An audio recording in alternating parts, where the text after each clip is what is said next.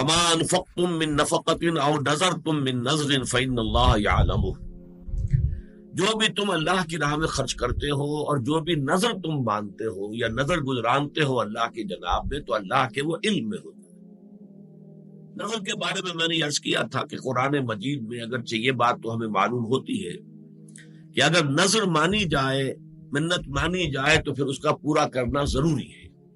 یوفون بالنذر ویخافون یوما کان شرہ مستطیرا، سورۃ الدہر میں بھی آیت آئی ہے، نظر کے پورا کرنے والے جو ہے ان کی وہاں طرح کی گئی۔ البتہ میں نے عرض کیا تھا کہ جہاں تک نظر کا اصلاً معاملہ ہے تو میری طبیعت کچھ اس کو قبول نہیں کرتی، مناسبت نہیں ہے میری طبیعت کو کہ اللہ کے ساتھ اس طرح کا معاملہ کیا جائے کہ اللہ اگر یہ میرا کام تو کر دے تو پھر میں تیرے لیے اتنی خیرات کروں، اتنی نفل پڑھوں گا یا اتنی عبادت کروں گا۔ اس طرح کی سودے بازی اللہ تعالیٰ کے ساتھ کرنا کچھ اچھا نہیں لگتا۔ اس پر سوال بھی آیا تھا، میں نے پھر عرض کیا تھا کہ میرے پاس دلیل کوئی نہیں ہے، لیکن میں تو صرف اپنا جو بھی ایک احساس ہے وہ میں نے آپ کے سامنے رکھ دیا ہے، لیکن میں اس کی حرمت کا کوئی اعلان نہیں کر رہا کہ نظر ماننا حرام ہے یا غلط ہے یا مکروہ تحریمی ہے، نہیں،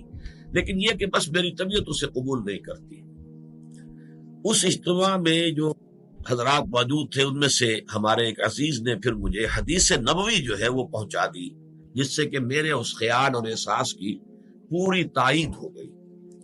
یہ حدیث قدسی ہے، یہ میں اب آپ کو پڑھ کر سنا رہا ہوں۔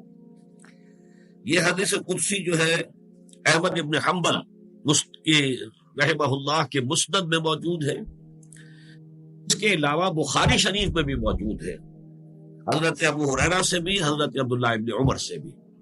لیکن بخاری میں جو یہ دو مقامات پر آئی ہے اس میں یہ صراحت نہیں ہے کہ یہ حدیث قدسی ہے، بلکہ یہ کہ نبی کی حدیث، نبی اکرم صلی اللہ علیہ وسلم کے قول کی حیثیت سے اس کو بیان کیا گیا ہے، جبکہ یہ حضرت ابو ہریرہ ہی سے، جبکہ مسند احمد ابن حنبل میں آئی ہے تو اس میں بالکل وضاحت ہے کہ یہ حدیث قدسی ہے، اور میں اسی کا متن آپ کو سنا رہا ہوں۔ عن ابی ہریرہ رضی اللہ عنہ عن النبی صلی اللہ علیہ وسلم قال قال اللہ عز وجل، حضرت ابو ہریرہ سے روایت ہے اور وہ روایت کر رہے نبی اکرم صلی اللہ علیہ وسلم سے کہ آپ نے فرمایا کہ اللہ تعالیٰ یہ فرماتا ہے، قال اللہ عز وجل لا یأتی النذر علی ابن آدم بشیء لم اقدرہ علیہ، نظر ماننے کی وجہ سے ابن آدم کو کوئی ایسی شے نہیں ملتی جو میں نے پہلے سے اس کے لیے مقدر نہ کر دی، یا نظر کا ماننا نہ ماننا اس اعتبار سے گویا کہ بالکل برابر ہے۔ اللہ تعالیٰ نے جو بات پہلے سے طے کی ہوئی ہے اس نظر کی وجہ سے اس پہ کوئی تبدیلی نہیں ہوگی۔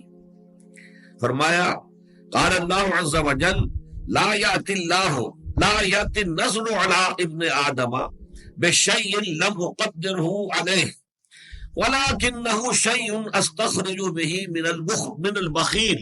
یؤتینی علیہ ما لا یؤتینی علی البخل، لیکن یہ ایک ایسی شکل ہے نظر کی کہ جس کے ذریعے سے میں بخیل کے مال میں سے کچھ نکلوا لیتا ہوں۔